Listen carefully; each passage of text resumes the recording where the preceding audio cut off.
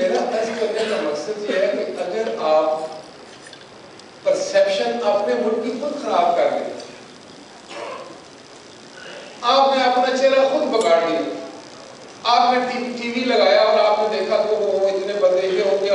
آپ نے ٹیررسٹ کو بھی اور شوق دلا دیا کہ ہم لوگ تو آپ کے تو بڑا نام ہے، ہر جگہ آپ کے چرچے ہوتے ہیں، ہر جگہ آپ کو دکھایا جاتا ہے، اتنے لوگ دکھائے جاتے ہیں۔ اسی پاکستان میں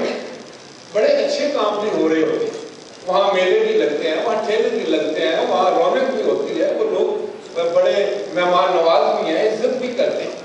اور میں نے کل بھی ایک بات کی کہ یہاں سے برٹش انویسٹر کے،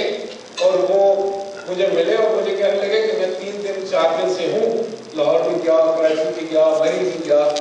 تو میں بڑا حیران ہوں مسٹر منسٹر کہ میرے دماغ میں تو یہ تھا کہ پتہ نہیں یہاں کیا ہو رہا ہے۔ میں جب آ رہا تھا تو my lady wife came to the airport and she was crying.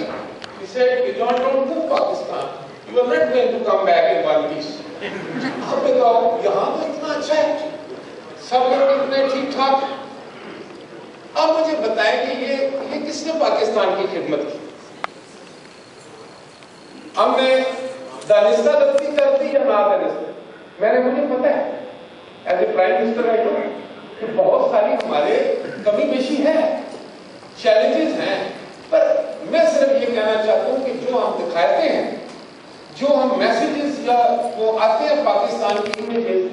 وہ نہیں ہے جو پاکستان 18-20 کروڑ لوگوں کا ملک ہے، اور وہاں پر اللہ تعالیٰ نے ہر قسم کے جو ہے وہ نوازشات دی ہے پاکستان کو۔ وہاں 4 موسم ہے بھائی، وہاں سمندر ہے، پہاڑ ہیں، کھیت ہیں، کھلیان ہیں، ہمارے پاس سارا نظام ہے، ہم سمجھتے ہیں۔ اور آپ کیوں بھول جاتے ہیں کہ سب آپ کہتے ہیں کہ ہم اتنے گئے گزرے ہیں تو پھر ہم ایٹمی طاقت بھی ہیں، یہ بھی ہم نے ثابت کیا ہے کہ ہم نیوکلیر پاور بھی بن سکتے ہیں۔ اس لیے میں کہتا ہوں کہ کوئی فکر کی بات، کوئی گھبرانے کی بات، ہم ایک جنگ لڑ رہے ہیں، وہ جنگ ہماری نہیں، وہ پوری دنیا کی نہیں، اور جتنا ہم نے وہاں نقصان کیا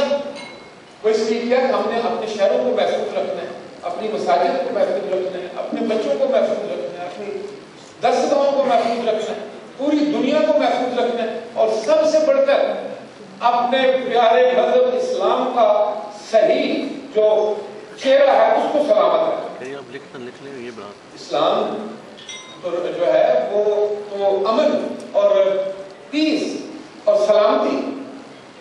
اور ہمارے نبی کریم تو رحمت للعالمین بن کر آئے ہیں، وہ تو پورے عالم کے لیے رحمت بن کر آئے، تو ہمارے بارے میں کیوں کوئی غلط امیج بنائے؟ تو اس لیے چند مٹھی بھر لوگ ہوتے ہیں ہر معاشرے میں ہوتے ہیں، ہم بھی ان کے خلاف ہر طرح کا کار ہیں۔ آپ جاتے ہیں وہاں، آپ آئے دیکھیں پاکستان میں کہ وہاں فیکٹریاں بھی چل رہی ہیں، وہاں تجارت بھی ہو رہی ہے، وہاں ٹرینیں بھی چل رہی ہیں، وہاں پر لوگ پڑھ بھی رہے ہیں، یونیورسٹیز بھی ہیں، وہاں پر ہم ایگزام بھی کر رہے ہیں، لیکن جو پکچر ہم دے رہے ہیں کیا یہ سارا کچھ پڑوس میں نہیں ہوتا رہا؟ کیا یہ شری لنکا میں نہیں ہوتا رہا؟ ہوتا ہے۔ اس لیے میں حیثیت ایک پاکستانی پولیٹیکل ورکر، آپ کا ایک درمیانے درجے کا بھائی اور بیٹا اور بزرگ آپ کو یہ بتانا چاہتا ہوں اپنی نوجوان نسل کو کہ ایسی بات نہیں ہے، ہمیں بالکل بدل نہیں ہونا ہے۔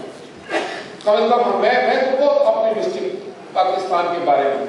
اور ہم نے 1 سال میں جو ملک گندم میں خود کفیل ہو سکتے ہیں، اب یہ پاکستان نے اپنا سارا علاقہ کتنے جلدی واگزار کرایا۔ جو لوگ کہتے تھے کہ یہ قبضے میں چلا گیا یا تو واپس سوات نہیں آئے گا، آج آپ جائیں سوات میں ٹورزم